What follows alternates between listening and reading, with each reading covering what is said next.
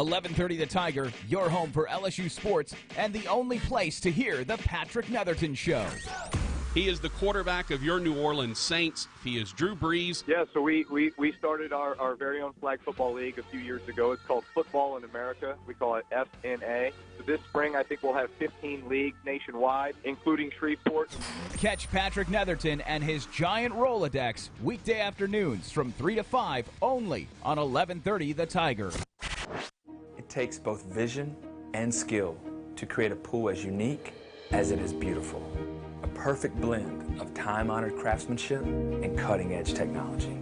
The hand, heart, and mind working in perfect sync to create something truly special. A source of timeless relaxation, priceless memories, and endless joy. That is the mission of a master pool builder, and that is the magic of Moorhead Pools. We have been preaching this for so long, but it's nice to hear it from other sources as well.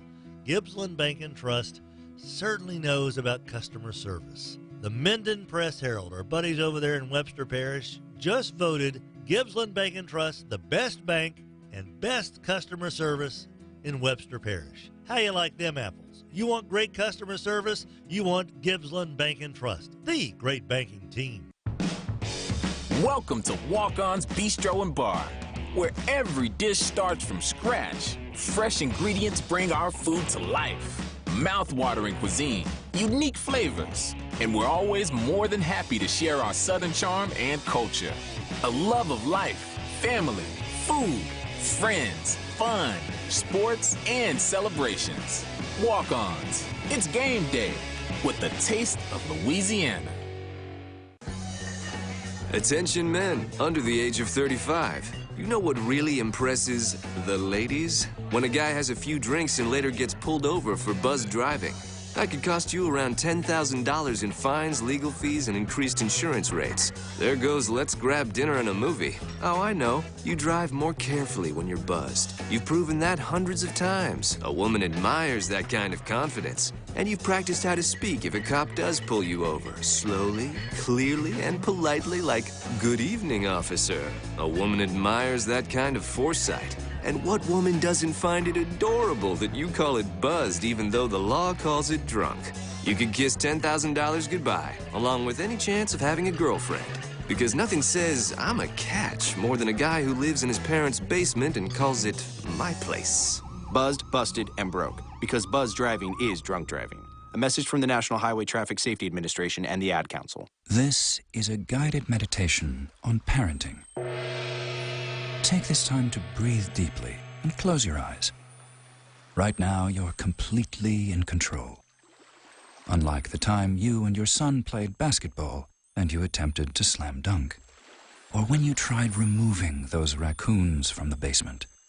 Concentrate on the soothing sound of my voice. Release the memory of when you wrestled with that beehive in your son's treehouse.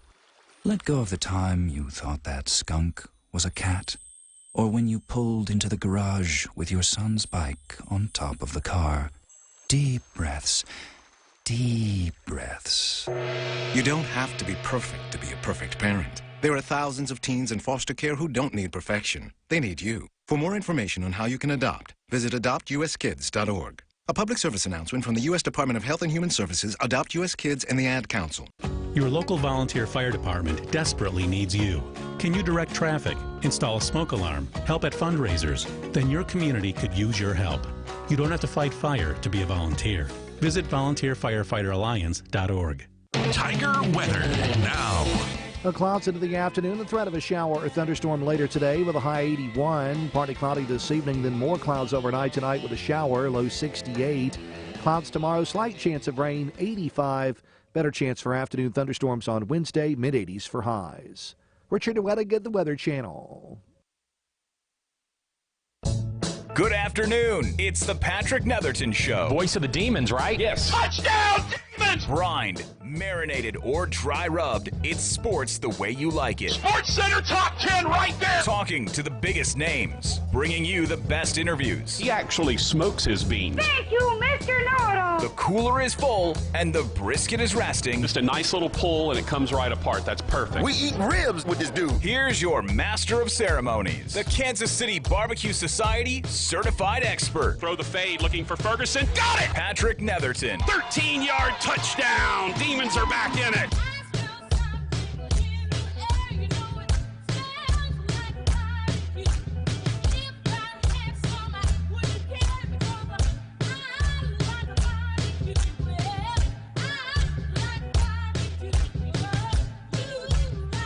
And good afternoon. We welcome you into the Patrick Netherton Show right here on 1130 The Tiger.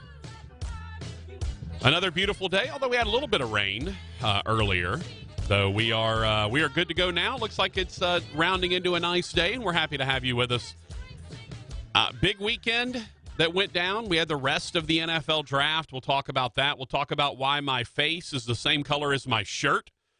We'll discuss that a little bit as well. We'll find out if Rodgers-Hampton left the house at all this weekend. That's always a pressing Monday question, is what was the over-under? Let's see. Little Bit was not in town this weekend, so I don't know. Raj and I haven't discussed this beforehand, so I would have put the over-under on Raj's cumulative time out of the house at an hour and a half for the weekend. All right, that's what I would have come up with. Now, I don't know if I'm dead wrong. I don't know if he went out for a full Saturday excursion somewhere. I know where he didn't go on Saturday. I know where he wasn't on Saturday is all I can say. I don't know where he was, but I definitely know where he wasn't. And that was hanging out with me at the barbecue festival. So we'll talk about that. Got a lot to discuss. But there are a lot of ways you can get in touch with the show if you like. 318-320-1130. 318-320-1130. That is the phone line. That's the easiest way for you to call in and be a part of the show. You can also, if you like, follow along with us on the text line. You can text us at 318-657-0HAM, 318-657-0426. That's the text line. You can also, if you like, follow along on Facebook, although I think we're having some issues with the Facebook feed. It's, it's ever since the gremlins crawled into the system, we've been having all kind of issues with things internet-wise, but hopefully you're able to hear it. The video, at least for me, is not moving right now. But yeah, it's fine. It probably is just on my end. So, we will get the video stream going here in just a sec. We'll have it up, and you don't have to worry about that. We'll get it rocking and rolling, and we get the once we get the video stream going. Matter of fact, the live video just ended. Did you cut it off? Okay, you stopped it. Well, let me. I gotta. Yeah, just go ahead and stop it. 1130. Or if you like, we can. You can also find us on Twitter. Easy to do there. At Netherton Show is the Twitter feed. You can also, if you like, find us on Twitter at Heyboy Rogers. That's him. I am at PT Netherton. That is me. So, with that said, let's introduce the man, the myth, the legend himself.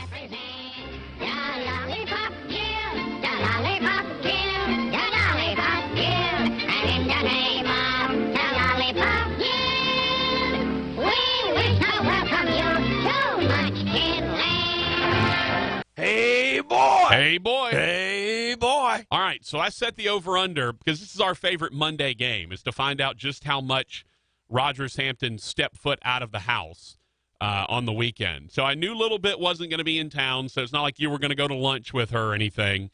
I put the over-under at an hour and a half, and I think it's under. Just right now. Again, you and I have not discussed this. I don't know. You may have gone to dinner with some old friends from Friendship Academy. I would think that would be among the last things that you would possibly do, but who knows? Maybe you got a wild hair and something went crazy. So where are we at in terms of your weekend, Hambone? Year under, but not too far off. I'd say an hour and 10 minutes, maybe 12 minutes. How did you get out of the house for an hour? Quick trip to the little baby Walmart. get a few things, and then back. So grocery shopping? 10 minutes to get there, 10 home, and then maybe 30 to 40 to do the shopping. So about an hour and 10 is how long it took me with the list I had. Okay. Because it was just one of those deals Sunday, man, I'm out of this, out of milk, out of bread, out of blah, blah, blah, the basics. So I was like, well, I got to get out and do that. But then right back to the house. Right. But you didn't leave the house on Saturday? Not at all. When I got through the doors Friday night, that Thursday night NFL draft party caught up with me, and I didn't leave the house until Sunday when I went to Baby Walmart. Hilarious. So I texted Rogers because, if you might remember, I was judging in the Grillin' for Grads barbecue festival going on down at Festival Plaza. And so I texted Raj, and I'm like, hey, man, like, if you want to come down. I was there judging. I got there at 8 a.m. I was there very early. I got there at 8 a.m. because the judging starts at 9, and you have to be in there checked in or whatever at 8:30. And I judged chicken, ribs, pork, and brisket, all of them. Normally, you don't judge every category. Normally, you'll kind of switch off and move around or whatever. But today was, or I should say, Saturday was one of those days where you kind of had to be there. For the first time, they used table captains in the process, and that makes it a little bit different, where they have people who are actually kind of leading the tables, and I was the table captain. So the table captains had to be there for every food item. Other people got to rotate in and out because I think they had like 4 or 5 extra judges when it was all said and done. But we judged chicken, and then we judged ribs, then we judged pork, and then we judged brisket. And by the way, if you want to vote on which brisket you think looks best, I did post it. It's up on the Facebook page, and it's up on Twitter. At PT Netherton is the Twitter, and again, you can find the Facebook page at Netherton Show. Raj, I think we're good for the video stream. Whenever you want, whenever you want to try it again, we'll see if we can get that up for the folks on. Just a great time. Everything was a lot of fun. It was a really well done event. And then, Raj, guess what happened? I ended up. I didn't go out there anticipating that I was going to work past the judging. Yeah. I was going to stay out there because the event starts at noon. It's open to the public. You come in. The cool thing is it's $10. When you pay your $10, you get tickets. You get 5 tickets, and then you get a wooden chip, like a coin. Looks like a coin, like a wooden nickel kind of. And so you take your tickets, and I think there were 21 competitors. I don't think all of them were doing the People's Choice Award, but you take your ticket, and you use that ticket to get whatever item they are using for the People's Choice. So, this place might have a rib. This place might have, I think one of them had a grilled cheese sandwich, but you have to use one of the meats. So I think it was a grilled cheese and like pork sandwich, like shredded pork and grilled cheese. And then this place had pork rinds and something else. So they kind of could put their own little creative twist on everything. But you had 5. You could go and pick and choose and have 5 that you went and watched or tried and sampled, and then whichever one was your favorite, you would slip your token into their thing. And whoever the 5 that had the most tokens went up to a celebrity panel of judges, and they were to pick the People's Choice winner. So that was kind of what the event was. There was also the beer barn where they had a bunch of beers all lined up for you. None of them you probably would have liked, Raj. But they did. I think they had Budweiser out there. I'm pretty sure they had that. So you had all of that, and then you had a couple of bands that played. You had the rib eating contest, which you had apparently they had 3 different rib eating contests. Turns out I ended up being the MC for all of it. Didn't anticipate it. Was fine doing it. That's easy. That's to me that's just like talking. MCing an event is no big deal. When you've done the Independence Bowl dinner with Drew Brees as the speaker, you're okay with doing the rib eating contests out at the Grillin' for Grads barbecue festival. So I was the MC, and we had there was a high school division, and it was all kids from Captain Shreve. They competed against each other. Then it was the adult division, or the kind of the pros or whatever. including a guy who looked just like Jason Momoa, which you may or may not know Jason Momoa. He was Khal Drogo in Game of Thrones. He was also Aquaman in the Aquaman movie. Yeah. So, kind of big, dark, beard, dark, long hair, whatever. So this dude, I mean, he was jacked up. Like, he was yoked up. And he was, he was kind of dark complected. He had the dark beard. He had the dark, long hair that was kind of pulled up in a bun or whatever. And so we're having the adult rib eating contest, and I, of course, start referring to him as Aquaman immediately. I called him Aquaman the whole time we were doing the thing. He was the defending champion, and it was easy to see why. Turns out, apparently, multiple people, the kid who won the Captain Shreve High School division and Aquaman, both used a series of YouTube videos to find the technique they preferred to eat ribs quickly. And one of them, they were like, did you use they talked to each other after the fact, and one of them was like, well, did you use the zipper technique? And he's like, no, I used the butterfly technique, or I don't know what they were saying. But basically what he would do, Raj, is he would pick the rib up, he would take one hand, and he would just push all the meat off of the rib, hold all that meat in his hand, and stuff it in his mouth. So he'd literally eat the entire rib meat in one fell swoop, and then he'd have a clean rib in the other hand, he'd throw it in his bin. And so once he kind of got that food down, that rib meat, then that rib was done, as opposed to trying to pick it up and eat it, off the bone, as most people would. He just pulled the whole thing off the bone in his hands and then ate the meat that way. So it was interesting to watch. The funniest part, though, Raj, was as we're going along, there were a lot of people out in the crowd watching. This was under the big Festival Plaza, the main stage pavilion there. There were a lot of people watching, including several ladies who were yelling at Aquaman to take his shirt off while he was doing the rib eating contest. I am not making this up, by the way. This is 100% what happened. They were yelling at Aquaman, take off your shirt!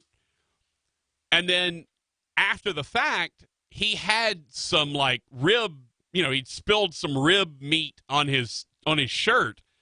And so they were offering to launder his shirt for him, Raj, which, I mean, look, that's just good Samaritans, right? That's just a couple of ladies being very nice and being good Samaritans. They offered to wash his shirt for him. Now, granted, were they going to give him another shirt to wear in the interim? I don't think so.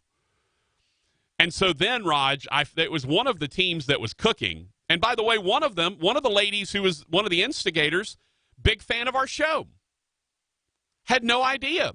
I went over and was chatting with him. I actually took Aquaman. He and I got to talk. His name's Ray. He was a really good dude. He's from Houma, down around Thibodaux, right? Thibodaux and Houma. He's from Houma. Came up specifically for the rib eating contest. And so we had to we got everyone, and he finished one rib ahead of a local guy who did very well. But so after the fact, he and I kind of chatted a little bit, got to know each other. We were talking about whatnot, and I took him over because the ladies that were yelling at him to take off his shirt were one of the competitors in the barbecue competition. Because, I mean, that's, there's a bunch of competitors for the barbecue competition, and then there's the general public, and that's kind of who's there. And it just so happens the ones that were yelling at him to take his shirt off were barbecue competitors. So I walked him over to where they were. You may have seen the pictures. I know you saw the pictures because I sent them to you. They're the ones that had the giant chair. We got to talk about the giant chair in a second as well. But anyway, they're the ones who had the giant chair. So I walked him over there to meet them and everything. And, of course, they were coming up, hugging on him and everything. I mean, he was a piece of meat. There was no doubt about it, Raj. He was very piece of meat-ish.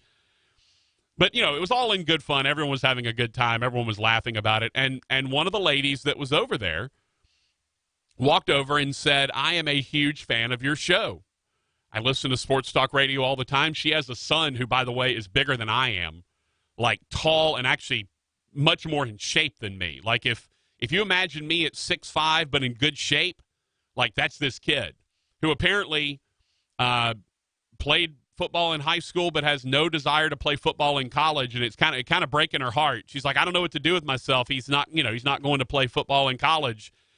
And I'm like, all you can do is support him, be there for him. And turns out she's a huge fan of the show, so I thought that was pretty neat. I didn't know we even had really a whole lot of female listeners, so I'm glad to know we do. So shout out to her, and I hope at some point maybe you'll get to see Aquaman without his shirt on. I don't know. It was good though, Raj. It was a fun time. It sounds like it. Yeah, it was a good time, and so they had this. You see those foldable lounge chairs that have the armrests and the little like. Oh, absolutely. Everyone soccer. takes them. Yeah, everyone takes them out to every ballpark event. imaginable. Yeah. Yes. The little folding the little chair. folder ones Yeah. that collapse. Not the old school ones with the little that have the like little lattice work or whatever. Like the old school ones you used to see. These are the ones that fold Canvas. sideways. Yeah, they have canvas. Yeah, they pull apart sideways, not fold down. Anyway, if you think about those chairs that you see all the time, this chair, Rogers, was almost as tall as I am. It was the largest freaking chair I've ever seen in my entire life. And so I'm like, well, I've got to get a picture with it. So I took a picture with it, and then I took a picture sitting in it. And I literally, I could barely reach the armrests. And I certainly couldn't sit there comfortably. It puts you so far into the chair and leans you so far back that you almost can't get to the armrests. And then you have a really tough time being able, my feet almost were off the ground. That's how big this chair was. And I'm 6'4", 305. And this chair was swallowing me whole. It was crazy. But all told, a really good time. So then at the end, Raj, as we're getting ready to do the final awards presentations, and I also, by the way, ended up emceeing those and didn't know I was going to MC, which is fine. I enjoyed doing it. I was very happy to do it. So I ended up emceeing the final awards ceremony, and I had just been talking to a couple from Texas they're called the Tipsy Texans. That was their team name. They had competed. They, put in, I think they put in everything but, no, they had brisket. I think they didn't do chicken, as I recall, because you can only do 3 of the 4 categories if you're a competitor. So I think they did everything but chicken, if I recall correctly. So I go and, look, everyone's friendly. If you come up and they love you coming up and talking to them, techniques, what do you do, that kind of thing. So we got to talking for a bit, and he was laughing at me for being a KCBS certified judge because apparently he's one of the other barbecue group. He's not KCBS, he's like whatever. And so he's like, oh, I'm IBF or whatever, so I don't, you KCBS people are the worst or whatever. So we were having some fun, just, talking trash a little bit. Well, it turns out he won everything. He was the overall grand champion. I had no idea because it's a double-blind tasting. You have no idea what what team you're tasting for. All you have is a number, and the number doesn't even correspond to the number that the teams have. So, team number 8. Let's say team number 8 is the Tipsy Texans, right? Team number 8 turns in their box. Well, they're then given a different number. So team number 8 becomes entry number 77, and then that's the entry that we're given while we're in the judges' tent. So we have no idea who we're judging. So we judged everything, and I got to talking with him for a good bit, and he was a really nice guy. Really enjoyed chatting with him, and then it turns out he was the overall grand champion. So it was a good day. He was the overall grand champion, and he got to meet me, Rogers. What more do you want out of your day? I mean, he kind of walked out of there a double winner, didn't he? I'm telling you. Winner all over the place. I mean, winner without a chicken dinner. Apparently not. I don't think he did chicken. That's also why my face is the color of my shirt right now. I haven't seen you this red. And yeah. I was in your golfing days when you win a lot. Every now and then you might get a little burnt like this, but you are crispy. When I'm golfing, I wear a hat. Because the most vulnerable place on my body is my forehead. Absolutely. A, because my hair's running back, my hair's running away, and B, because I have a skin condition called vitiligo. So all of the pigment in my forehead is gone. My skin in my forehead doesn't have the ability to pigment. Actually, there's one little piece that does, and it'll turn dark. But everything else is just white. So what'll happen is I'll go out in the sun. I burn a lot faster. I don't need to be out in the sun for very long to burn. But I'll burn very quickly, And then, Rogers, by Thursday, my forehead will be white again. Like it won't tan at all. It'll just go white to red to white. Yeah, it goes back to the white. Yes, it does. Yeah. So yeah, I got my whole face is burned because I didn't wear a hat because I was working, and if I was just there hanging out having a good time, I would have worn a hat easily. But I was working. I knew I might. I'd already told Madge I would MC the rib eating contest while she was in here on Thursday. The executive director of the Arklatex Ambassadors. I'd already told her that I'd MC the rib eating contest, so that was going to happen. So I didn't want to, I wanted to go out there with a good head of hair. I didn't want to have a hat on while I'm working, and it cost me. While I spent a lot of time under the bridge, and then I spent a lot of time in the pavilion, and I was doing my best to stay out of the sun. A couple of friends of mine showed up, and we ended up walking around out in the sun. We got to watch the kids, Raj, the zoo animals. Did the same setup? Oh yeah, They had those like the police barricade rails. Yeah, that were around them. They were in there. It was tons of fun. Little baby grills again. They were the tiny Weber grills. Oh man, that's fantastic. No, it was adorable. And then they had a panel of judges that voted on them, and I think they had 2 or 3 winners based on age groups when it was all said and done. But they were adorable. They had a good time. The whole thing was really well run. Kudos to the Arklatex Ambassadors for doing such a phenomenal job of running this thing, of making it a great event. High Rail says you can't work with a hat on. No, I choose not to work with a hat on, High Rail. I just think, I don't know, for me it looks less professional if I'm out in a public setting working. In here, whatever, or if you're like Rogers and the hat is part of your identity, like the hat is part of who you are, then yes, you wear a hat. Or your Jay Watley and the fedora is part of your personality, then yeah, you wear your fedora. But I typically don't wear a hat when I'm working, especially if I'm going to be emceeing something in front of a group of people. I just don't like doing it. That's just a personal preference, though. It's just, that is what it is. But we had a great time, and again, kudos to the Arklatex Ambassadors folks for putting on a great show. Heck of a lot of fun.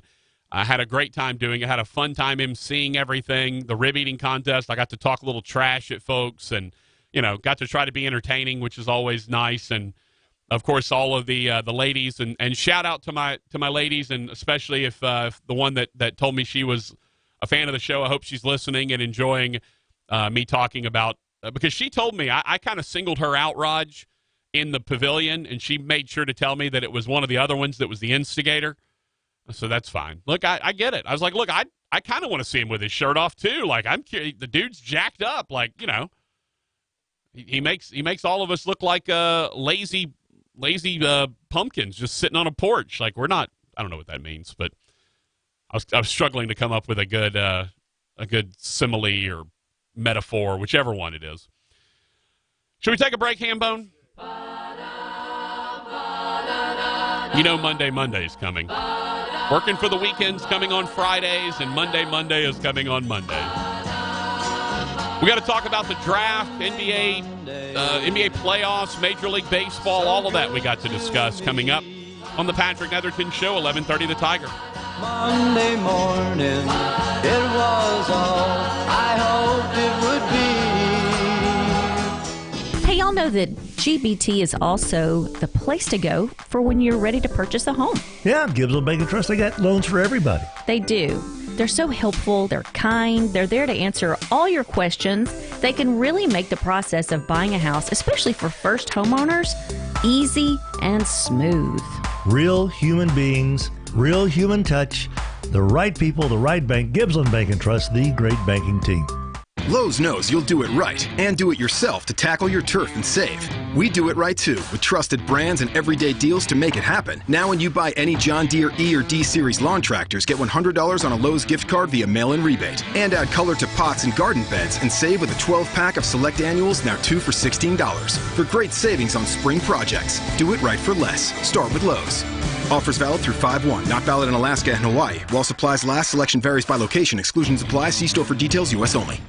At Indeed, we believe a resume is a great way to see an overview of a candidate, but you're not hiring a resume, you're hiring a person. That's why Indeed offers tools that help bridge the gap between a candidate and the resume, like skill tests, which let you actually see a candidate's abilities in action to make sure they're a good fit for the job. See beyond the resume with Indeed. Experience Indeed for yourself today and get a free sponsored job upgrade on your first posting at Indeed.com/promo. Terms and conditions apply.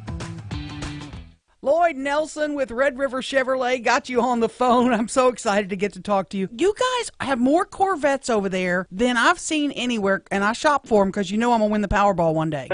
Red River Chevrolet is the Arklatex Corvette headquarters. We currently have more Corvettes in stock than even we've had in a long time. We've got about 35 new Corvettes in stock. The great news is for the month of April, GM supplier pricing on all new Corvettes, and if you currently own or lease a Corvette, you get an additional $3,000 in loyalty cash towards a new Corvette. You don't even have to trade your Corvette in, but we are buying Corvettes right now, so this is the month to do it in the month of April. Get down here now. You can also get a good deal on a truck right now, huh, Lloyd? April is Chevrolet Truck Month, and we've got plenty of the new 2019 all-new redesigned Silverados in stock. If you want to save huge on an 18 or a 19 Silverado truck, RedRiverChevy.com. All rebates assigned to dealer through GM Financial. Red River Chevy, find new roads. I-20 at Traffic Street in Bossier City or online at RedRiverChevy.com. At Indeed, we understand that when it comes to hiring, it's important to have a large talent pool to choose from. But sometimes too many good options can be overwhelming. That's why Indeed doesn't just give you access to a large pool of job seekers. We also offer screener tools that let you instantly narrow down your search. Hone in on hiring with Indeed. Experience Indeed for yourself today and get a free sponsored job upgrade on your first posting at Indeed.com/promo. Terms and conditions apply. Jared has hundreds of gifts you could get Mom this Mother's Day, like a tennis bracelet. Aww. Or a diamond necklace. Thank you, sweetie. But there's only one that will make her feel like this. With Jared's Diamond Price Match Guarantee, you can finally get Mom the one gift she's always wanted. Oh, I love you so much. For you to get engaged. Shop at a Jared store today and dare to be devoted. We promise to match any price on a loose certified diamond of the same characteristics and quality from any other jewelry retailer as validated by Jared Personnel in store. See jared.com/price match for details. It's time for some straight talk. A phone with all the high-speed data you need is awesome. But two phones with unlimited data, that's double awesome. Switch to Straight Talk Wireless and get two lines with our ultimate unlimited plan for just $90. That's unlimited talk, text, and data on two lines for up to 45% less. All on America's best 4G LTE networks. Multiply your savings with Straight Talk Wireless, only at Walmart. At 60 gigs, we reserve the right to review your account for usage in violation of Straight Talk's terms and conditions. Savings may vary. The new DQ Summer Blizzard menu is finally here. But this isn't the only sound a Blizzard treat makes. These summer Blizzard flavors sound like jumping off the high dive, a night drive with the windows down, that scraping noise at the bottom of the cup as you scoop up the last delicious bite. That's what these Blizzard flavors sound like. And nothing sounds better than new flavors like brownie dough and caramel cannonball, and fan favorites like cotton candy, all on the new Summer Blizzard menu. DQ, happy tastes good. I was driving in my car and I smelled a number 5 with fries. Hadn't stopped for lunch, made me realize it was just my ride. But with the new Febreze car, I got it under control. Now they come in light or bold, choose how you roll. Febreze car, roll with me and breathe happy Febreze. La la la la la. Let's get to the meat of the matter with producer Rogers Hampton. Hey, boy! Here's your master of ceremonies, Patrick Netherton. If it's LSU sports, it's on 1130 The Tiger.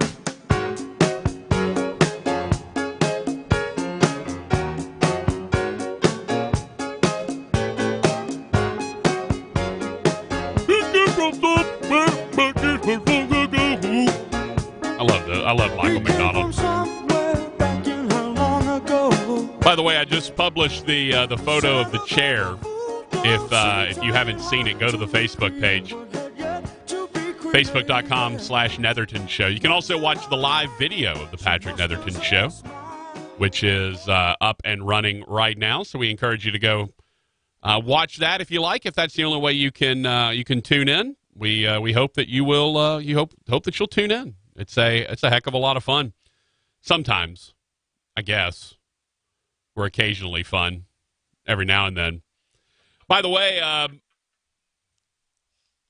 it was a big weekend for fantasy, Raj. I know that probably means something different to you than it means to me.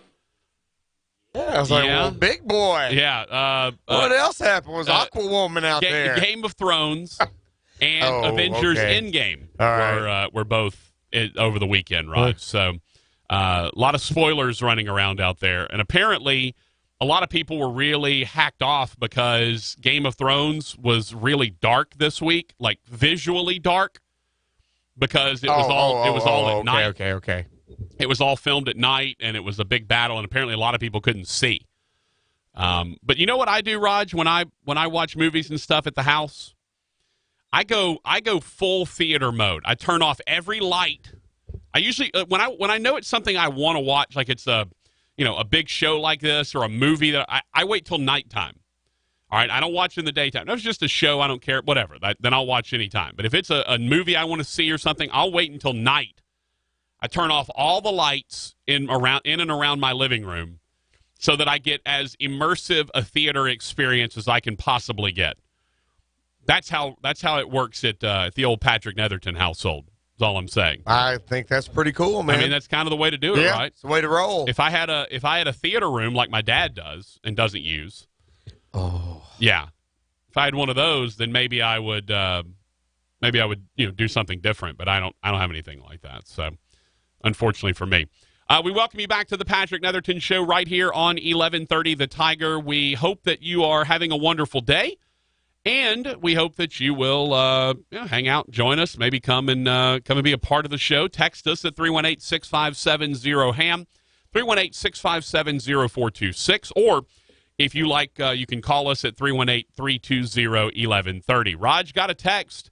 Hey, have you talked about the NBA playoffs yet? Clearly, it's someone who has never listened to my show before. If they think that I've already talked about sports in the first segment of this show. If you think sports is happening in the first half hour of my show, sir, you or madam, you are crazy.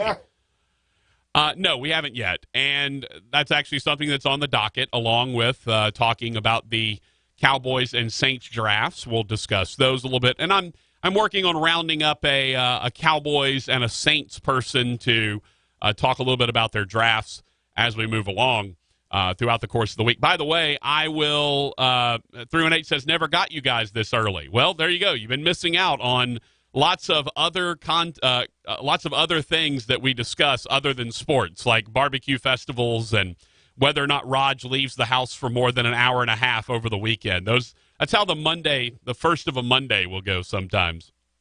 But the NBA playoffs, and Raj, I see your Rockets are down 1-0, and the big controversy is all about whether the Warriors were fouling James Harden on three-point attempts. I will say this. James Harden has taken the mantle from Shaquille O'Neal as the toughest man in the NBA to officiate. Would you say that's accurate, Raj? You think I think he's the toughest man in the NBA to officiate. Pretty much so, because now other players are copycatting him, so now it's making it more difficult in general. He literally, by the textbook definition, he literally travels on all of his step-back moves, but the NBA has sort of changed how they view traveling. Traveling, carrying. He gets away with it. Yeah. Carrying. He also, and this is, I think, the part that makes him so difficult to officiate, twofold. One, when he drives, he typically initiates all the contact. But he's also getting hit, right? I mean, the question you have to figure out as an NBA official is, okay, was the defender vertical? Or if it's in the case of a block charge, was he in legal guarding position and there before Harden got there? And then on the three-point shots, you have to decide, are they undercutting him? Because you're allowed to land. The problem is Harden tends to jump forward when he shoots his threes. Typically you see shooters, they go up and come down in the same spot or roughly the same spot. But Harden tends to jump, and then he'll kick his legs out if he sees a defender coming to try to draw that contact. which in essence is again him initiating contact and not necessarily the defender. So that's the overriding storyline from game one. It was not, hey, this was a good game. It was a close game. The Warriors didn't shoot a bunch of threes like they normally do. They were attacking in a different way. It was not that. The storyline was, well, everyone's just bitching about the officiating. And unfortunately, Raj, and this concerns me because, this should be maybe the most entertaining series of the entire NBA playoffs from before till now till the finals. This likely should be the most entertaining series. You got two teams, wide open offenses. They hoist threes left and right. The Warriors are much more of a motion-style offense. They do a lot of sharing of the basketball. The Rockets are different with Harden kind of getting them into the offense and everyone playing off of him. But it should be the most entertaining series of the entirety of the NBA playoffs. And, Raj, I fear all we're going to talk about is the officiating, the entire series. If this keeps happening, then yeah, because when you have all the national guys there calling the game saying this has been called all year. Yeah. I heard Reggie Miller on with Dan Patrick on our station this morning. He said that's been called all year by letter of the law. That is a foul. It wasn't just with Harden. It was other Rocket players who took short three that come back down and they didn't have the room to land. And when you go back to the Kawhi Leonard thing from a couple years ago, remember how everybody was up in arms on that? Mm-hmm. That's why this kind of started. Yeah. Hey, you got to give him room to land. You're both there, can get the space, but let him come down before you're in his spot. And it's, and like you said, it's. I mean, Harden drew. I was reading this morning. Harden's drawn. Try English. Harden's drawn 95 fouls on 3-point shots this year, which is by far the most in the league. Yeah. Because, and again, it's a combination of he's a prolific shooter to start with. So, you're going to get a lot of threes from him. But at the same time, he's also incredibly good at drawing those fouls. I mean, he'll kick the leg. And by the way, Reggie Miller does not need to be the guy commenting on this. No, he even admitted. He goes, oh, no. He goes, believe me, they changed rules. And he admitted, it's funny you would say that. Yeah. Dan Patrick brought that up with him, and Reggie goes, actually, I didn't make that up. He goes, I imitated World Be Free. There you go. He goes, I noticed that when he would go up and kick that he would give him just to give him some space. Yeah. I started doing it, and it just kind of became a thing. And so, and again, there's nothing illegal about going up and kicking your legs out to try to draw a foul. What it does, though, is it puts an incredible amount of pressure on an official to decide, did the defender remember the foul that occurred in the Virginia game, right? Kyle Guy got fouled in the corner, and it was Auburn, and it was Gene Steratore who came on and said, look, this was an A to B jump. And what that means is if the defender starts at one spot and jumps and lands in a different spot underneath the guy, then that's a foul on the defensive player. If the defensive player jumps straight up and then the offensive player kicks his leg out into him, well, then that's no foul, or I guess you could call it an offensive foul if you wanted Depending on the ref. Right, yeah. But, I mean, at best, that's a no call. So now you put an immense amount of pressure on these officials to figure out, well, did the defender jump into him and invade his landing space? Did Harden jump forward? Like, here's my thing. All right, let's say, Rogers, that I'm getting ready to shoot a three, and I see a defender. He's late coming over, and I see him charging from the lane. What's to prevent me from jumping 5 feet forward, as if I could jump 5 feet forward? But you know what I'm saying. Mm-hmm.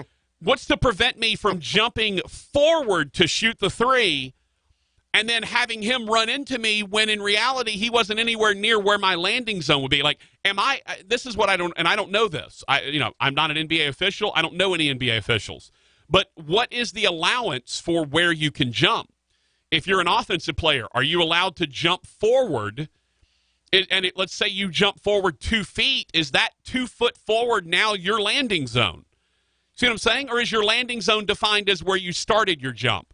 Now, obviously, if it's a jump shot, right? It's a lot different than if you're driving to the rack, like you're moving forward. But if you catch and shoot, is your landing spot now where you started, or is your landing spot where you're going to end? And I don't know. I don't know the answer to that question. Well, it's perfect that you would bring this up because I don't know if you've noticed the latest trend in covering the 3-point line.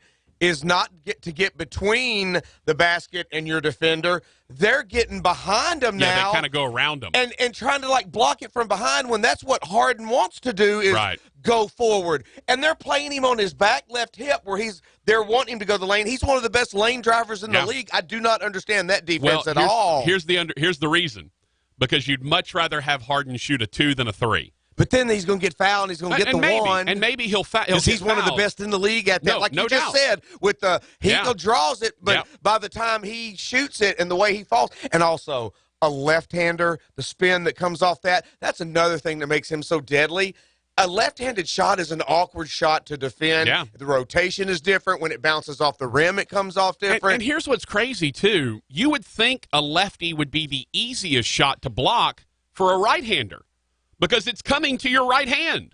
Like, just go up with your right hand. You think you'd block a left-hander shot. And that's shot. where he's learned that little stutter step you've talked about, where when he jumps to the side or back, and that way he's up before so when the guy's right hand is there, he can't even get to the apex of it. And he goes, he puts his body between the defender and the ball when he's going to shoot. And people don't realize that Harden is way thicker and bigger of a basketball player than the people realize. To take the amount of contact that he takes, he's got to be strong. Yeah. Or else he would have been out of, he'd have been done for the season in game 10. And that's one thing he worked on last year in the offseason is after he kind of got wore out in last year's playoffs, because everybody knew that once Paul went down, well, what are they going to do? Right. This year that he's got a little bit better of a team. You can tell he's in a little bit better of a shape. He doesn't look like he's wearing out at the end of the games like he has in the past. So he's one of those that realizes his weaknesses and he works on them. Hopefully, like every good player does, get better. 318 says, go vertical and no foul, don't lean. Well, I mean, it's almost impossible. And here's the other thing. Because they're jumping at you, too. Yeah, so they're going toward you, and most of the time when Harden is shooting, it's rare that he's just shooting set. Most of the time, it's off that step back. It's in a motion. Or he's stepping sideways, or what? Like he's in motion typically. It's rare when he just catches and shoots. Because he controls the ball first. He's not typically standing still when he's getting ready to shoot. The other issue becomes if you go vertical, right, you jump straight up and down. Now, again, I don't know if you're talking about in the lane where the principle of verticality is, I think, pretty fairly officiated in the NBA. And it's now kind of worked down to the NCAA level. If you jump straight up, and don't bring your arms down, don't lean into the defender, and they make contact with your chest, they're not going to call it. They'll let it go. And so you see that way more in the NBA than you do in NCAA.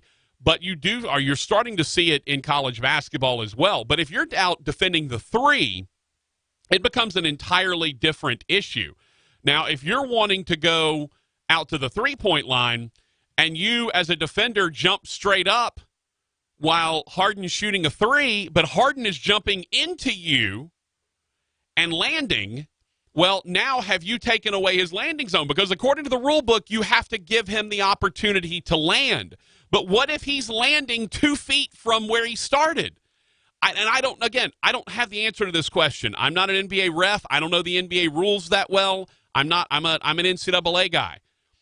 If you jump from the 3-point line and land 2 feet forward, is that still considered your landing zone? And so let's just say I'm standing. I'm not even defending you. I'm just standing there, and I am a foot in front of you, right? I don't have my hands up. I'm not moving. I'm just standing with my hands straight by my sides, right? I'm just as an example, right? And Harden jumps, but he goes to shoot, and he's shooting. As he's shooting, he's going forward in his jump, and I'm in his landing zone now, right? Is that a foul on me? Because I'm not giving him the opportunity to land, even though technically he jumped into me? I think that's what you saw last night. You saw a lot of times when Harden would jump from point to point, instead of just going straight up and down, he was jumping forward. He would jump kind of sideways sometimes, trying to initiate the contact. And I think that's where you're seeing the officials, and that's why the officiating became such a big deal. Because, look, if any team is going to know how to defend a 3, it should be the Warriors. They take, almost as many of them as the Rockets do. Like, they should know how to officiate that. Or they should know how to properly defend a 3 And so what you see is a lot of times in regular season games, Harden's going to get that call when he jumps into a different landing zone, whereas in the and look, that one thing they were talking about is the officials, they go over before games, they go over tendencies, they watch video, like they're studying because they know, hey, here's what we need to watch out for. And I guarantee you the league office called down and said, hey guys, be very careful about calling fouls on threes if Harden is the one that jumps into the guy or anybody that's shooting a three. Any of the Warriors because there was guys. A couple of Warriors who complained about the exact same thing after they shot a three and ended up on the court. And here's the thing: if you're jumping into their landing zone, into a different landing zone, are you now you don't get credit for being able to land properly. And so the officials talked about it. The league office talked to them about it. You could tell that was the point of emphasis in this series. Hey, watch Harden carefully. He's going to try to draw fouls. Curry's the same way, not as bad, but does it a good bit. These are guys that are going to kick the leg. They're going to try to, flail the arm to get contact. Like, that's what they're going to do. And so you have to be very, very cautious about that. And I think that's what you saw is the officials were being very cautious. Let's see. 318 says, no, he jumped into the defensive landing zone. Yeah, and that's what I'm saying. At that point, you no longer have the right to come down without being impeded because you've now jumped into a different spot. He also says officials are now the best ones they got. I'm not sure about that, but I will say this. I don't think the league's ever been tougher to officiate. It's tough, and especially because they went ahead and opened up they opened up the freedom of motion, the freedom of movement. And because of that, now you're seeing the officials are having to be a little bit more judicial in what they call because they're allowing a little bit more contact to go, and yet at certain times they're really pinning down on it. And it becomes interesting because the stuff that they let go versus the stuff they call, I don't think is necessarily consistent. And I think that ends up being a very big issue. Let's see. Captain Insano says LSU seems to struggle with left-handed pitchers. You'd think they would have that fixed by now, but they really haven't. I mean, LSU's kind of struggled offensively all year long anyway, especially midweek. But, yeah, I mean, look, a good left-hander is pretty much going to make anyone struggle. That's why they're the most coveted pitchers that are in baseball. If you've got a good left-hand arm, they're gonna tie you in knots, even if you're a right-hander, right? By the way, you ever notice, Raj? You've followed baseball a long, long time. You ever notice you don't have guys called righty specialists? I was just thinking about that the other day. I was watching the Astros last night. Yeah, and I watched. By the way, that homer that Chirianos hit, that's one of the longest freaking home runs. He hit it out of the park because they had the roof open. Yeah, he hit it over the train tracks and out of the park. Yeah. It was Chirinos. Yeah, it was unreal how far. But they brought in I don't remember the dude's name. They brought him in like 7th, 8th inning, and he's a lefty.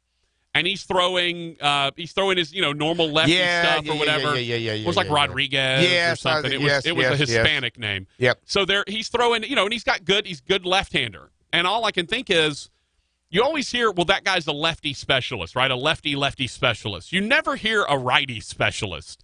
You never hear a right-hander's like, oh, this guy's just in here to get right-handers out. You just never hear that. Like right-handed, like just like you never hear crafty right-hander. Right? It's only left-handers that are allowed to be crafty. You never hear crafty right-hander. Because if you come in as a right-hander and you're throwing 75 miles an hour, chances are you're getting knocked around. Unless you're Northwestern State's Peyton Graham, who is a change-up specialist, and the dude just puts up zeros. He blanked Arkansas for 4 1/3 in the Demons win, and then came out yesterday and blanked Stephen F. Austin for almost 4 innings. So it's just, I love it. There's just some little idiosyncrasies about baseball that I enjoy, like lefty specialist, but there's no righty specialist. You never see a right-hander just brought in to face one batter, right? It's never like, oh, we're bringing in the righty just to face this right-hander, and then we're getting him out of here. Like, that just doesn't happen. You see left-handers coming in to get one out all the time. He's a lefty specialist. He's got to get this left-hander out. Then he's out. Now, you never see that in baseball. You don't see the right-hander that comes in for one out. I don't know, just as an aside. But yes, Captain Insano, lefties, look, a good left-handed arm is what you want. Like the good left-handed arm that's why those guys are the ones that get paid the most, have the most longevity in Major League Baseball, because they're the quote unquote unicorns at that point. By the way, Raj, we have a request on the request line for music. Our friend Andy from New York has requested Leo Sayer. I mean, that's what he does. He requests Leo Sayer. So, at some point, if you don't mind, make our friend Andy happy and play him a little Leo Sayer, because I would say play Brandy, You're a Fine Girl, because that's his go-to karaoke song, as we learned way back in the day. But go ahead, play him a little Leo Sayer, make him happy. There we go. We'll take a break. It was a long segment. I talked a whole lot. Hope people aren't tired of hearing me talk, because I talked a lot. We still haven't talked about the draft either. We'll discuss that coming up. We'll see how much of the draft Rogers watched after Thursday night. We'll get all that for you on the Patrick Netherton Show, 11:30 The Tiger. When I need you, I just close my eyes and I'm with you. You look out the door. You see the behemoth sitting out there in the yard. That's me. The big rusty metal thing. Oh. The scary thing that makes all the crazy noises. Oh, people's broken down air conditioners? Yeah. Well, we don't have that problem because we've got AccuTemp taking care of ours. And here's the deal. If you have a rusty behemoth in your yard and it's not me, it very well could be time for you to call AccuTemp and get ready for the summer. AccuTemp, 861-2255. I was driving in my car and I smelled a number 5 with fries. Hadn't stopped for lunch, made me realize it was just my ride. But with the new Febreze car, I got it under control. Now they come in light or bold, choose how you roll. Febreze car, roll with me and breathe. Happy Febreze, la la la la la. Get what you want from Target today with same-day delivery. We bring it to your front door so you can do more of what you love. Want more nap time? We'll bring the diapers and wipes. Want more greatness for your game night? We'll bring the snacks and the cards. Want more time around the table? We'll bring that missing ingredient. And maybe some dessert too. You order, we shop, you keep doing your thing. Try Target same-day delivery. Shopped by Shipt. Restrictions may apply. Warning. If you're drowning in debt you can't afford, do not let the credit card companies trick you into thinking that you have to pay it all back, because you don't. What the credit card companies don't want you to know is that there's actually a way to get debt-free without paying off your entire debt or going bankrupt. If you have $10,000 or more in credit card debt, you now have the right to let us settle that debt for a fraction of what you owe. For free information, call Credit Associates now. 1-800-500-8980. We'll even show you how much money you could save. If you can't afford to pay off all your debt, do not let the credit card companies trick you into thinking that you have to. Call Credit Associates now for free information on how to get debt-free faster than you ever thought possible without debt consolidation or bankruptcy. We depend on your success and offer a guarantee, so there's no risk. For free information, call now. 1-800-500-8980. That's 1-800-500-8980. 1-800-500-8980. Get what you want from Target today with same-day delivery. We bring it to your front door so you can do more of what you love. Want more nap time? We'll bring the diapers and wipes. Want more greatness for your game night? We'll bring the snacks and the cards. Want more time around the table? We'll bring that missing ingredient. And maybe some dessert too. You order, we shop, you keep doing your thing. Try Target same-day delivery. Shopped by Shipt. Restrictions may apply. This week, find great deals at Walgreens. Now, select varieties of all brand laundry detergent $2.99 with card. And get wonderful pistachio select varieties $4.99 with online coupon and card. Get great deals on the essentials you need right here at your neighborhood Walgreens. Walgreens, trusted since 1901. While supplies last, restrictions and exclusions apply. See store for details.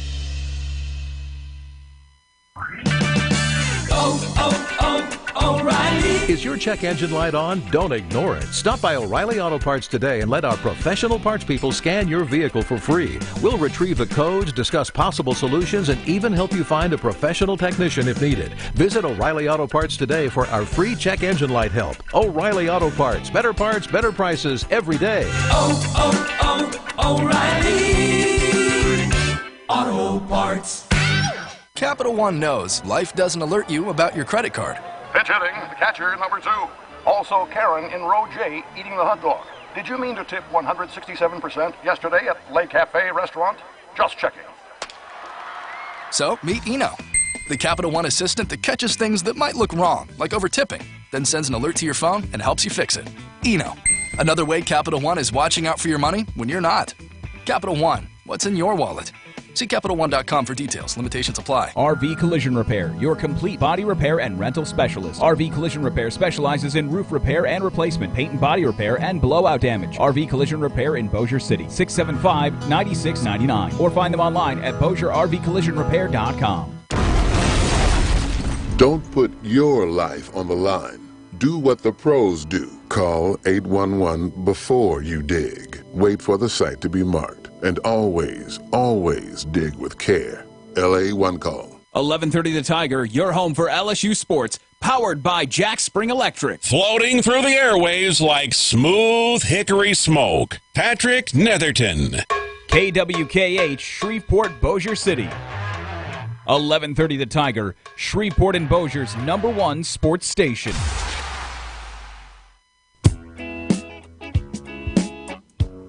Aw, Hambone. Was this written about you? Because you do have a cute way of talking, Raj.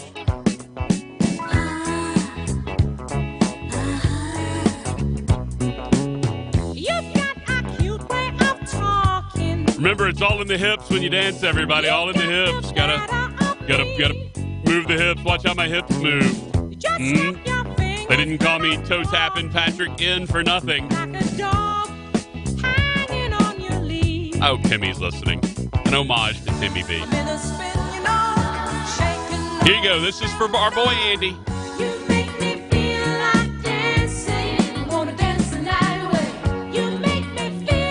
We welcome you back to the Patrick Netherton Show. That's probably going to get us kicked off of Facebook, but we don't care. It is the Patrick Netherton Show right here on 1130 The Tiger.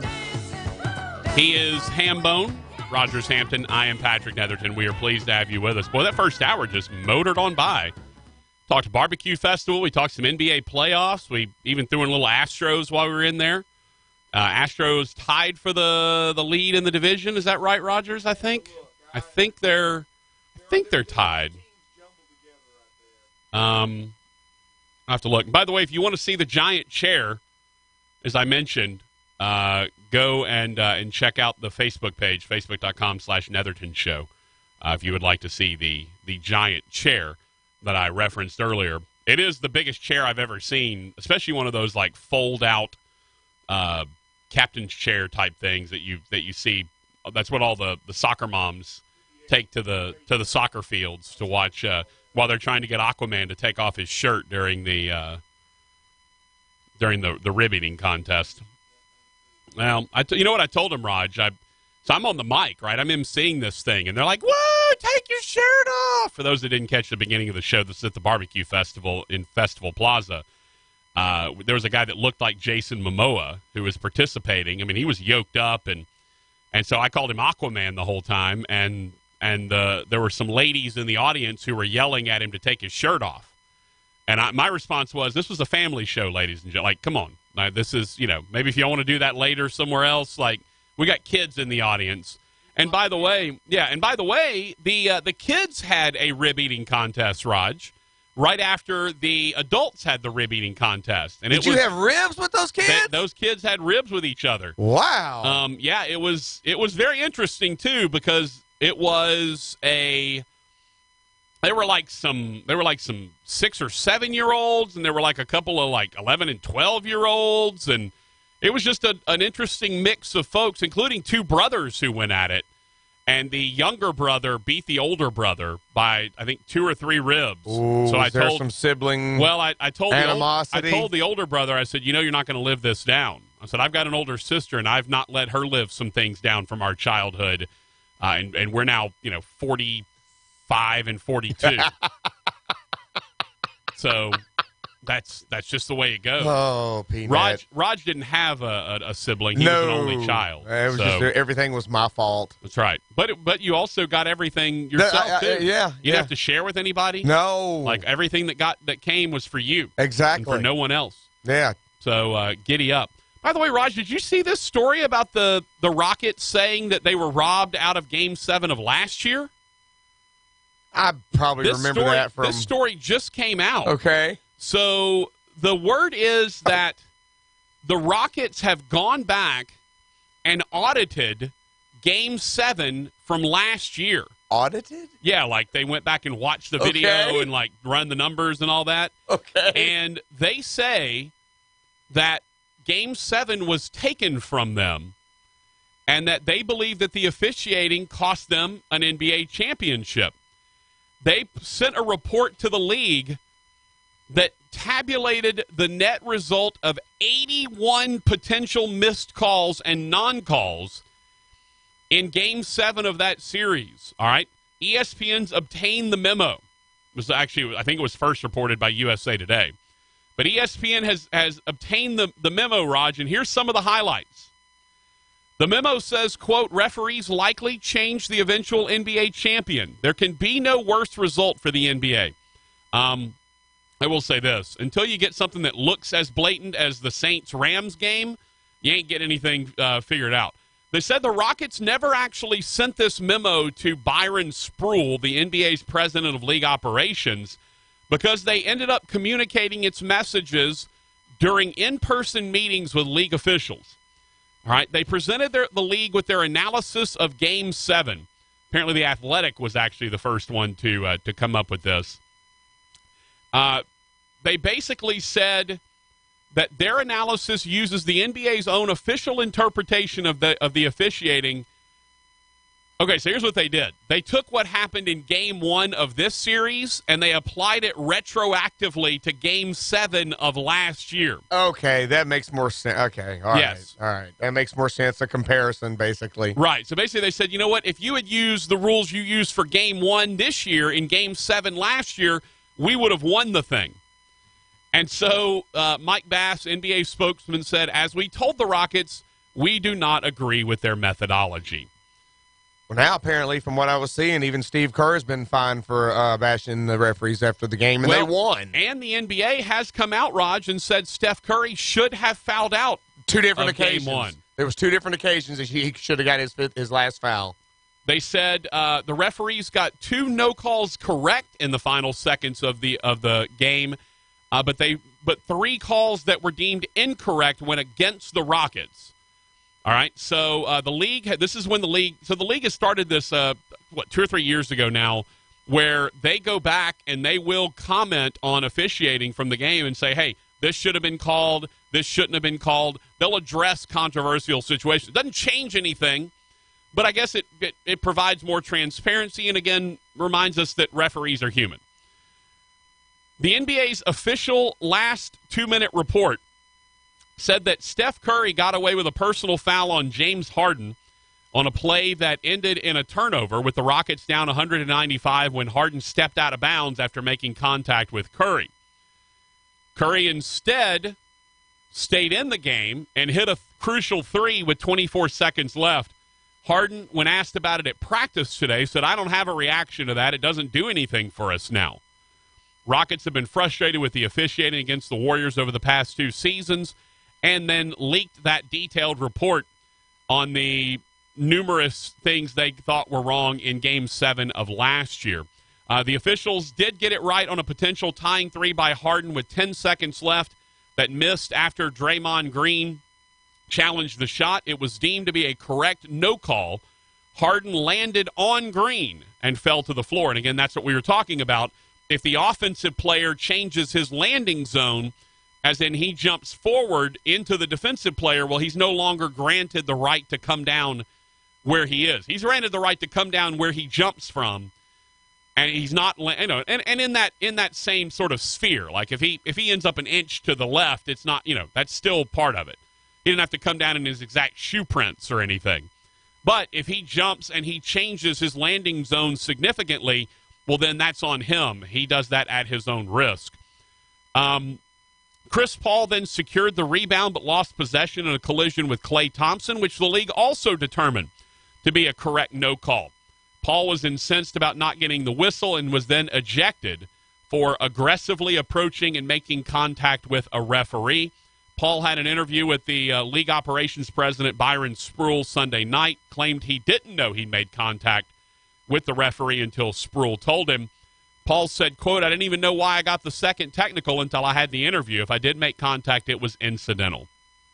So apparently there was no other, at this point they don't know that there's any other discipline other than the $2,500 fine for a technical foul. However, the league did determine that Houston should have retained possession after Paul lost the ball and gotten free throws. Curry was deemed to have gotten away with another foul, this one on Eric Gordon, as he tried to get possession after Paul fumbled the ball with 4 seconds left. That also would have been Steph Curry's 6th foul. League also said the officials missed a travel on Klay Thompson with 51 seconds left. He missed a jumper. A moment later, the Rockets secured the rebound, effectively deeming that call unimportant. So there you go. Mike D'Antoni, coach of the Rockets, said yesterday, "I had a great pity party for me. I was by myself. Nobody showed up but me. It's over. Felt sorry for myself. Nobody helped me out. But I'll be fine. We'll be fine. It'll be a great game on Tuesday." Steve Kerr, coach of the Warriors, it's a very, very difficult to officiate an NBA game. There's all kind of gray area. And in the modern game, a lot of players have gotten really good at deception, creating contact. I don't remember people falling down on three-point shots all the time when I played. It was a different rule. Once you released the ball, you were allowed to make contact. There was no foul. But the game has gotten, then he stopped himself, but the game has gotten, there's so much deception as part of it, as part of the game, that it's very, very difficult to officiate. You know what he wanted to say there, right? The game's gotten soft. You know he wanted to say that. As the guy who leads arguably the quote-unquote softest team in the league, right, you know he wanted to say the league's gotten soft, but he can't say that. So he said the game has gotten, there's so much deception as part of it. It's part of the game, blah, blah, blah. But I just like the idea that the Rockets have gone back and retroactively said they should have won Game 7. By the way, Raj, according to this report that the Rockets put together, it claimed that the officials missed 81 total calls, and it concludes that in those 81 instances, it cost Houston a total of nearly 19 points in that game. It cost them 18.6 points. Not sure how you can have 0.6 points. May want to go back and do the math a little bit. However, the league says the league does not attach point values to missed calls and non-calls, and that's what led the NBA spokesman to say we do not agree with their methodology. The league provided Houston with what is essentially a full game version for Game 7 of the last 2-minute report that it releases after close games. So normally they just do the last 2 minutes in close games. They actually gave the full version, the full game version to the Rockets after Game 7 last year. And then there's a whole bunch of individual things. I mean, look, hindsight's 20/20. We all wish we could go back and have do-overs on some things, and I'm sure the officials wish they could go. I mean, I guarantee you the dude that slided Andres Galarraga, his or whatever, Jesus got whatever that guy's name was, that had the complete game for the Rockies, and the guy that had the safe call at first or whatever, and it should have been out. It should have been a complete game. You know that umpire, because he cried after the fact, and the pitcher it was Galarraga. I can't remember if it was what his first name was. I know it wasn't Andres Galarraga. That was the big cat, right? The big cat, the big slugger. Yeah, but I mean, you know that guy wishes he could have that call. I mean, everyone in every profession wishes they could have some time period of their professional life back. I'm sure Rogers wishes he could have his 3 to 5 in the afternoons back for the last 4 months. I'm sure he wishes he was at home by noon every day like he used to be. He'd like all this time he spent with me back, I guarantee you. That's a lot of sleep he could have been catching up on, and a lot of beers he haven't drank. Go. A lot of beers he hadn't had to have a chance to drink. Go. You know who is happy about it? Budweiser. Their supply is much better now than it would have been 4 months ago had the Patrick Netherton show never began. I hope the Bertolo's delivery truck showed up the next morning. Yeah, well, I'm sure they needed new Bud. Sure, we got to 14, 15, whatever it was. That was not even counting Super Dave's. Well, I think I finally got to.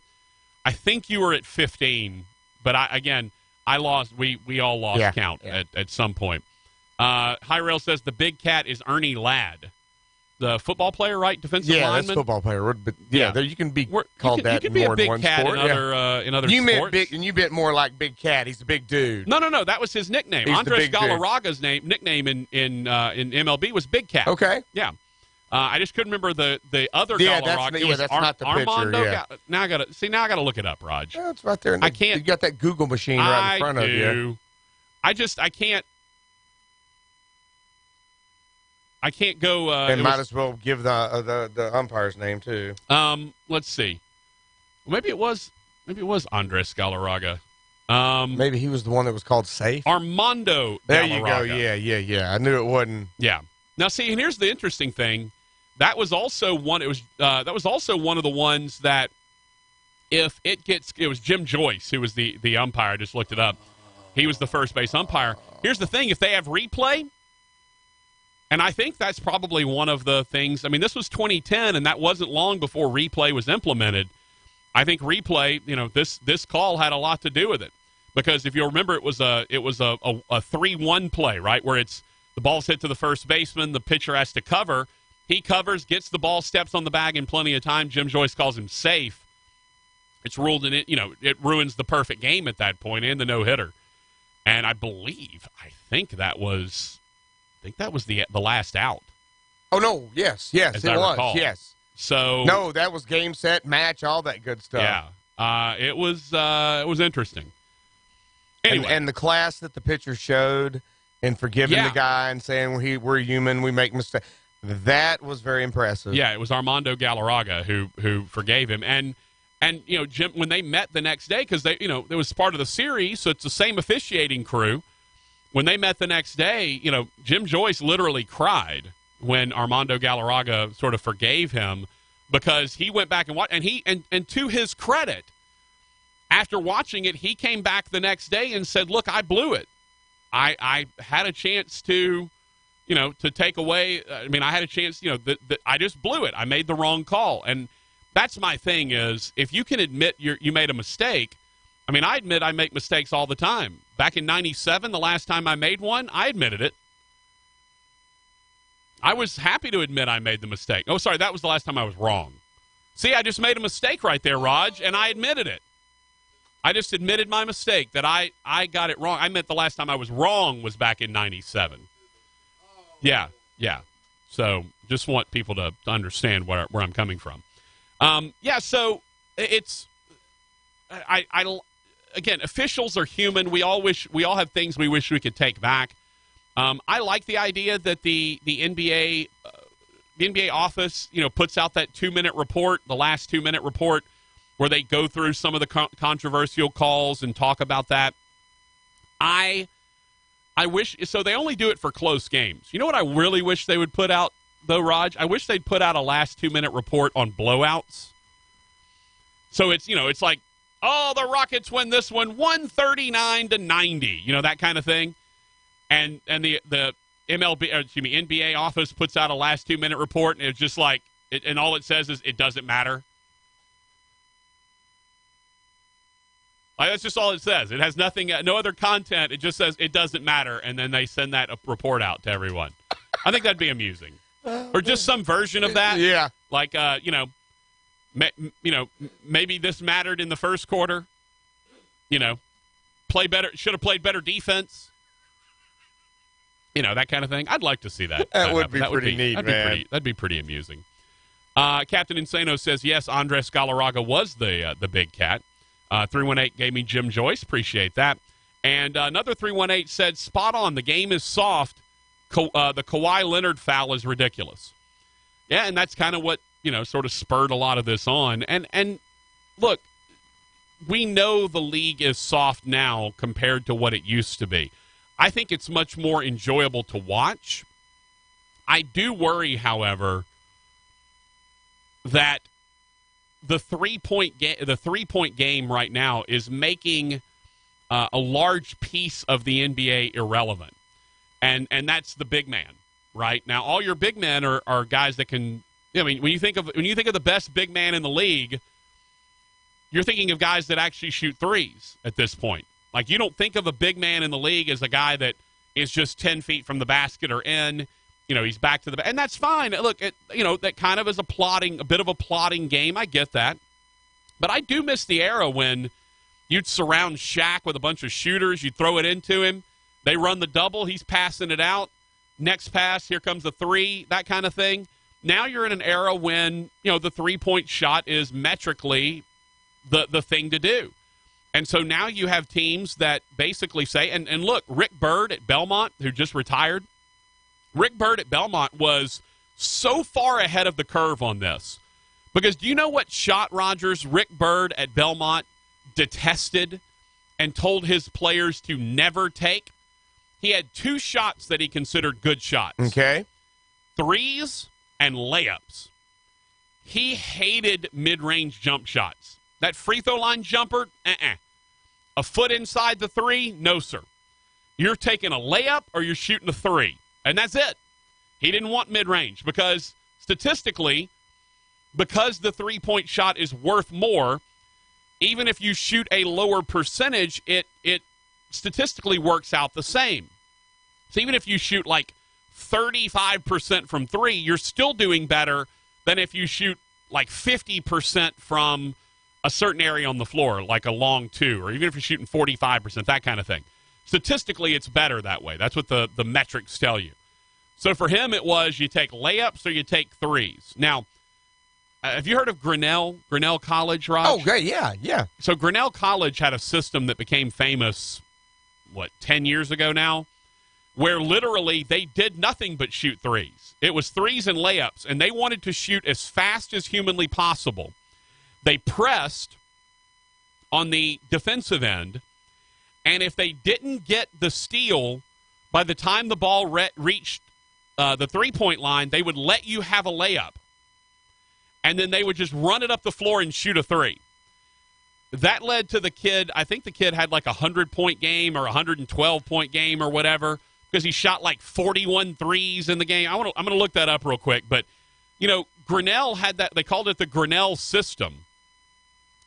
And it was always, it always led to just some completely insane stats that they came up with. And so it was always funny to sort of watch and see how that all came about. But it was one of the more entertaining and wild things. And then I remember I think they played Kansas State. Maybe they played, they finally went and played a real Division I program, and they beat them like 170-90 or something, just because they were getting layups every time. And then they turn around and it would be, it would be layups on one end, and then they couldn't get offensive rebounds. They couldn't do anything against the bigger size of Kansas State. So I did enjoy the Grinnell system, and by the way, still in effect right now at Grinnell with a guy named David Arsenault, who is the head coach. He's dealing with that Grinnell offense right now. It's something to behold. If you've never seen it, I highly recommend you just go read some box scores about the old Grinnell offense. It's definitely a sight to see. All right, Raj, let's take a break.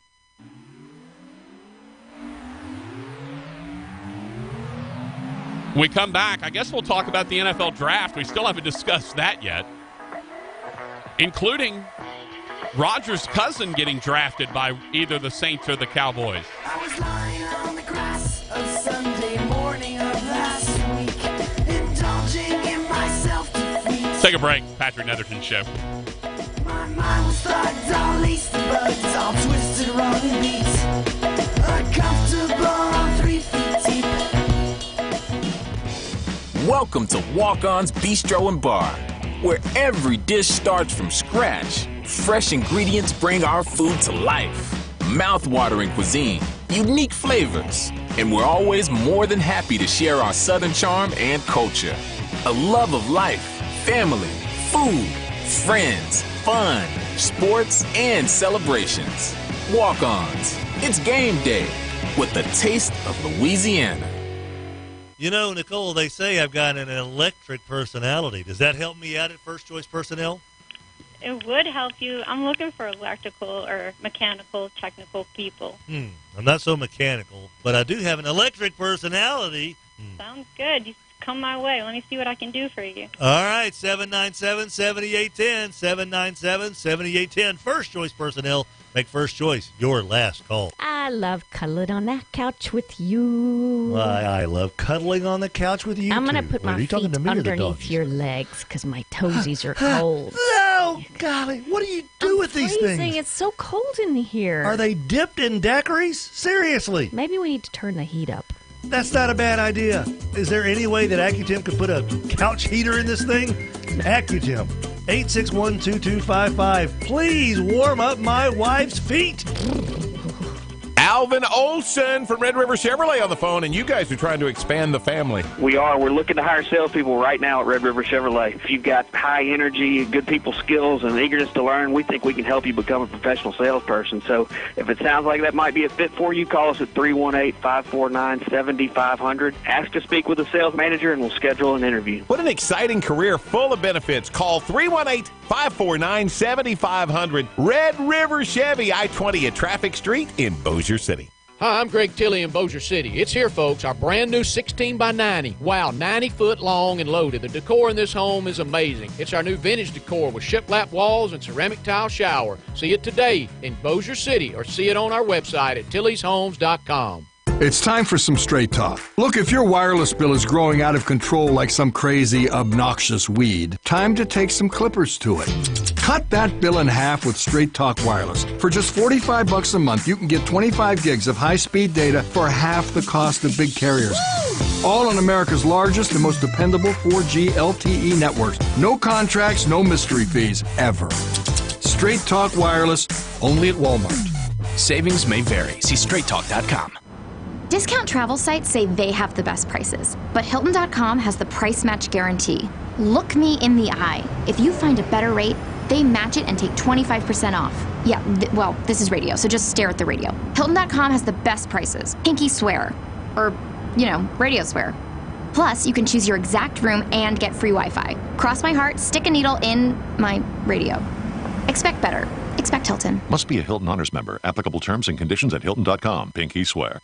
It takes both vision and skill to create a pool as unique as it is beautiful. A perfect blend of time-honored craftsmanship and cutting-edge technology. The hand, heart, and mind working in perfect sync to create something truly special. A source of timeless relaxation, priceless memories, and endless joy. That is the mission of a master pool builder, and that is the magic of Moorhead Pools. We have been preaching this for so long, but it's nice to hear it from other sources as well. Gibbsland Bank and Trust certainly knows about customer service. The Minden Press-Herald, our buddies over there in Webster Parish, just voted Gibbsland Bank and Trust the best bank and best customer service in Webster Parish. How you like them apples? You want great customer service? You want Gibbsland Bank and Trust, the great banking team. A good time is in the air. It's the Patrick Netherton Show. Where Shreveport and Bossier come for LSU Sports, 1130 The Tiger.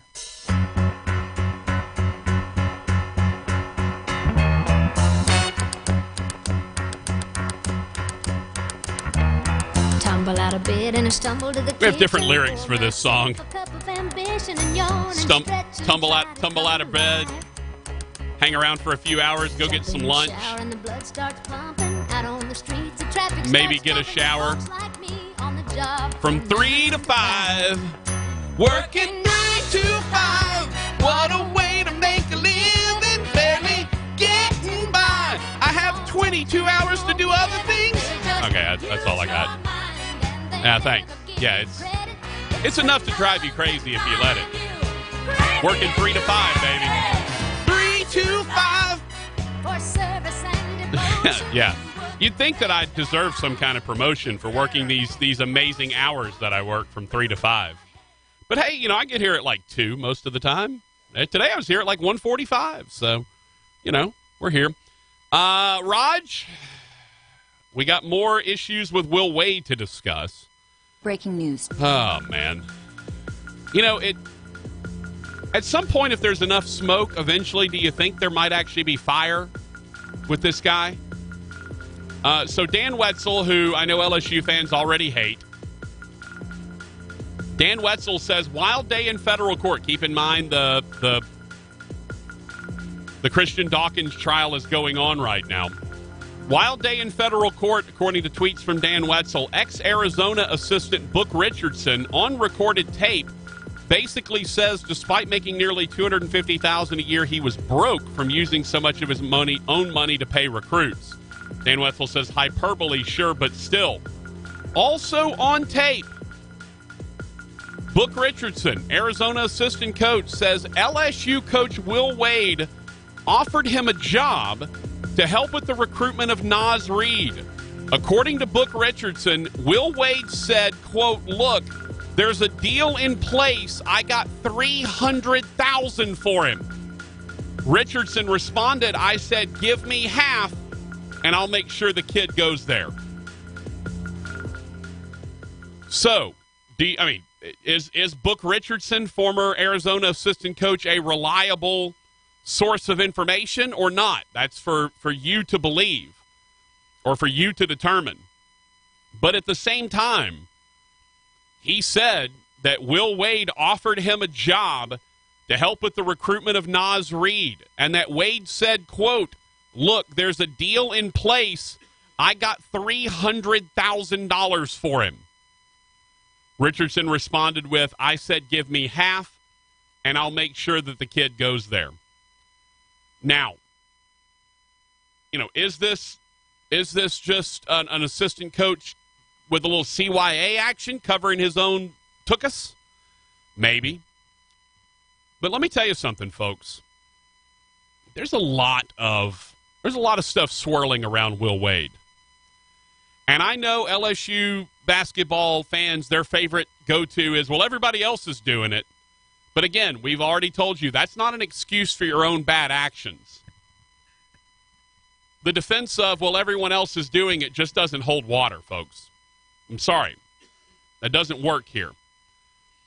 If you've got a guy that has now been accused multiple times, now apparently there's a wiretap, but I don't think we're ever going to hear it, or we may not hear it at least in this trial. We don't know yet. Or certainly, apparently Will Wade doesn't have to testify, even though he was subpoenaed by the defense. The judge has ruled that neither Sean Miller nor Will Wade have to testify. But the interesting thing about this story is we keep hearing more and more about Will Wade paying players. And apparently saying it himself and not using go-betweens to get this done. He is allegedly on this wiretap saying that he made a strong-ass offer to Javonte Smart and his family. And now you've got an assistant coach who basically has come out and said, well, he tried to get me to come to LSU to help with his recruitment of Naz Reid and said he's already got a $300,000 deal in place for him. So does this change your opinion at all of Will Wade? Remember, he has been unsuspended. He's been reinstated as head coach of LSU. Do you care? Are you just like, you know what? This is the wild, wild west. Let's just do whatever the heck we want. If I were an LSU basketball fan, I wouldn't want this guy anywhere near my program. I don't care what he did in terms of winning and losing. And I'm sorry, the everyone else is doing it so we can do it too excuse does not hold water. We go back all the way to the Rogers Hampton Sr. example. I think it's a perfect example. If Rogers Hampton Jr. walked in and said, I stole this, I don't know, whatever it would be appropriate for him to steal in 1968 or whatever. Yeah, I don't know what 72 maybe. No, let's give you 77, my birth year. You know, I mean, if Hambone and his buddies at, you know, age 15 go out and steal a bunch of records from the record store back when those both were things. Or how about this? If I had walked into Rogers Hampton Sr. and I was Rogers Hampton Jr. and I said I stole a bunch of comic books from the comic book store, which I did growing up, but it was because a bunch of my friends were doing it too, you think any parent's going to be okay? Well, you know what, little Raj, because your friends were doing it too, that's okay. Good job, you just following the pack while they did things wrong. I'm sorry. It is absolutely, positively wrong to cheat. Even if everyone else is doing it, you need to be the one that's not doing it. Now, will we get to a point where paying a player to go to a school is not cheating? Probably. That's likely to happen at some point in our lifetimes. I don't know when it'll be. But it's not okay to do it just because everyone else is. So throw that excuse out the window. What's your excuse for holding on to Will Wade now? Why do you want to keep this guy as the head coach of LSU basketball? Is it just because he wins games? Is that cool? Winning cures all ills? Hey, we're winning games. We got to the tournament. That's good enough for me. Sure don't want to be running a clean program or anything. Look, if I ask you point blank right now, yes or no, is Will Wade a dirty coach? Does he cheat? I think the answer is pretty obvious. Raj, I think you probably agree, right? The answer is pretty obvious.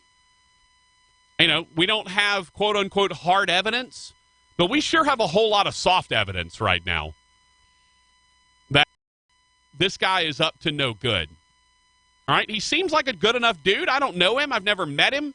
Never had any interactions with him. He's never been on the show. Although, by the way, we were closing in on having him on the show right before the Black Friday when the original Yahoo story came out. We were actually getting near to having him on the show. But because his SID is a great friend and a guy that I hate's kind of caught in the middle of all of this stuff because he's a guy that shouldn't have to deal with all this. But nevertheless, I don't know Will Wade. I've never met him, don't know him. Could be the best dude in the world, could be the worst dude in the world. I don't know. What I do know is it appears that professionally he seems kind of dirty. That's the picture that's being painted. Now you've got Book Richardson, ex-Arizona assistant coach. I believe he's one of the ones that was found guilty. That pled guilty. I think so. Now he's kind of as they say, turning state's evidence, testifying for the prosecution. But if that's the case, are you sure you want to hang on to this guy? Are you sure this is the guy you want representing your program?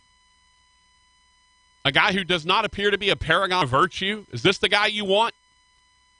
You can laugh at Dick Vitale all you want about him turning a blind eye to Rick Pitino and all this stuff, but in the end, he's kind of right about Will Wade, guys. Hate to tell you. But as much as you can say about him, again, looking the other way in the Krzyzewski, Roy Williams, Rick Pitino, all that stuff, he's kind of right about Will Wade here. And the more of this stuff that comes out, and again, you can believe or disbelieve Book Richardson, all you like. But the more that this comes out, the less I would want to have this guy as the representative of my program. Let's go to the text line again, 318-657-0HAM, 318-657-0426. Draco says Rogers stole a Duncan yo-yo. I get the feeling yo-yos weren't Rogers' thing. growing up. Were you had a yo-yo phase? You were walking the dog and couldn't cats in the cradle. You could walk the dog. Yeah, where you had to catch it and it would. I think that was called cats in the cradle or rock in the cradle. Yeah, and it would. Yeah, couldn't do that.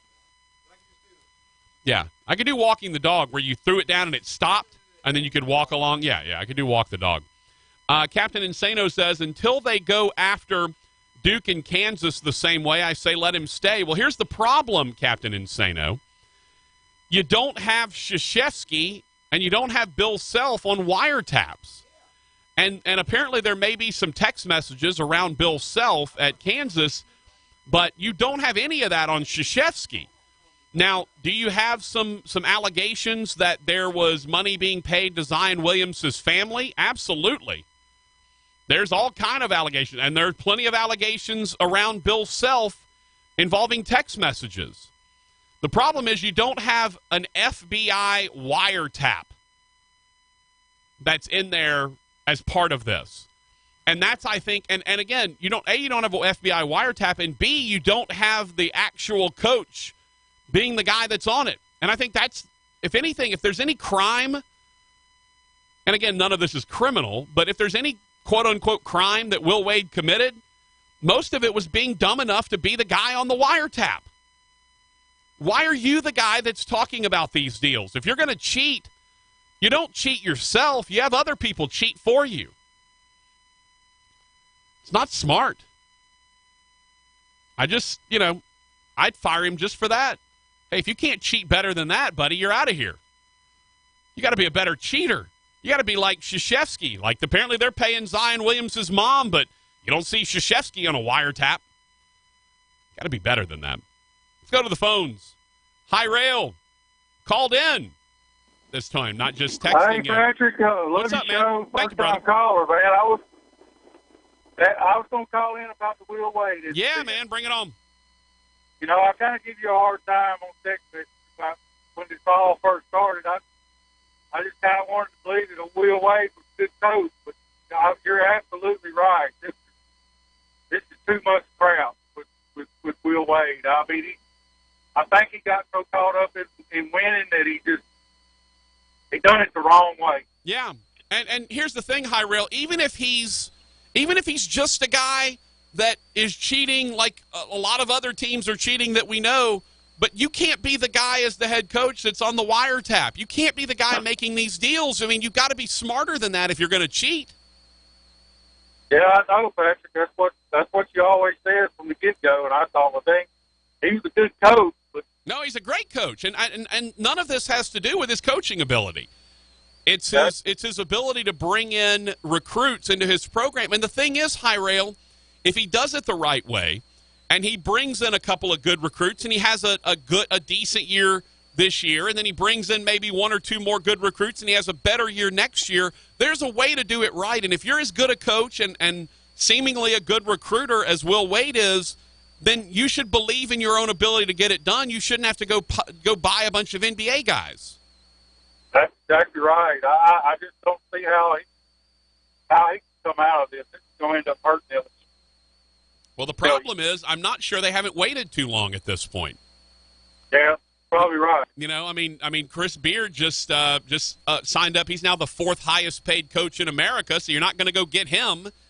Who are you going to go get at this point? If you were to fire Will Wade this afternoon, who's now new? Is Scott Woodward going to go get Buzz Williams from A&M and bring him?